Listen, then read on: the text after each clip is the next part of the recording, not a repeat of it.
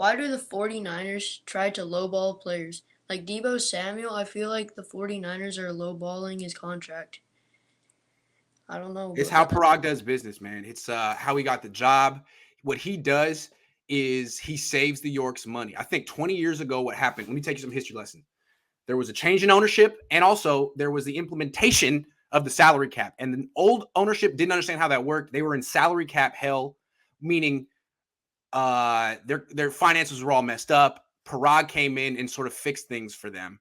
And the Yorks have been leaning on him ever since. And his main job is to save them money, which is crazy because they're worth like $4 billion. I mean, how much money do you need to save? But yeah, I think it starts there. That's what he does. That's his skill set. yeah, anyway, on another topic I have is if we had any other coach, like say Anthony Lynn was our coach, Trey would be starting right now. Jimmy would not be here. Well, hold on. Anthony Lynn did start Tyrod Taylor over Justin Herbert until Tyrod Taylor got a punctured lug. So I think a lot of times coaches are just conservative by nature. And they feel like if I start the rookie and he screws up, I get criticized. If I start the veteran and he screws up, everyone says I did the right thing and I go to the rookie. So it's a little bit of like protecting yourself from criticism. Is it, I think. Hmm. You have a good point there. I can't really I'm just argue. saying. And with Kyle, like he knows he's never going to get fired, or if he does, he'd have 5 teams asking him to coach their team. So he can basically he can go as slow as he wants. He can take 7 years with Trey because he's got, job security. Yeah. Yeah. I also heard on the Steelers report that the Steelers could stand trading 2/4 for Jimmy. That would be Two really good. fourths. Yeah. Because what you do when you trade 2/4, first of all, I'll take it. Thank you. Yes. Thank you, Pittsburgh. You're saying that's our backup quarterback. It's our backup quarterback.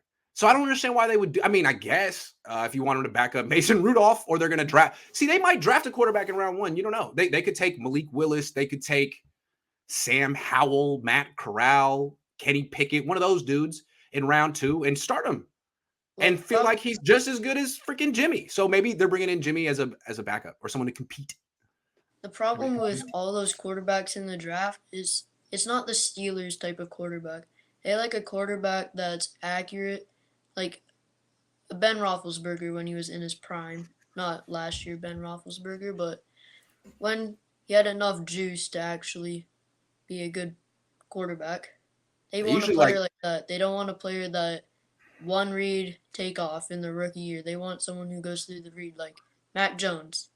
See, that's I why. mean, the way Ben Roethlisberger by the end couldn't move and had no arm, but when he was younger, he was the guy who extended plays better than anyone, and he had a freaking cannon. And if you forget, before him, there was a couple of years of Tommy Maddox, but for a long time, the Pittsburgh Steelers quarterback when I was a kid was Cordell Stewart.